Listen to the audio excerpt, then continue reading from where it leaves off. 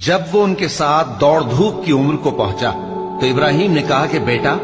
میں خواب میں دیکھتا ہوں کہ گویا تم کو ذبح کر رہا ہوں، تو تم سوچ لو کہ تمہارا کیا ارادہ ہے۔ انہوں نے کہا کہ ابا جان، جو آپ کو حکم ہوا ہے وہی کیجئے،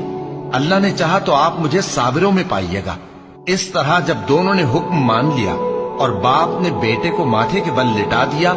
تو ہم نے ان کو پکارا کہ اے ابراہیم، تم نے خواب کو سچا کر دکھایا،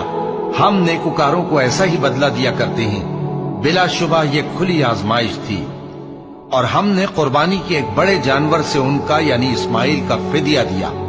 اور پیچھے آنے والوں میں ہم نے ابراہیم کا ذکر خیر باقی رکھا کہ ابراہیم پر سلام ہو، نیکوکاروں کو ہم ایسا ہی بدلہ دیا کرتے ہیں۔ بے شک وہ ہمارے مومن بندوں میں سے تھے، اور ہم نے ان کو اسحاق کی بشارت بھی دی کہ وہ نبی اور نیکوکاروں میں سے ہوں گے،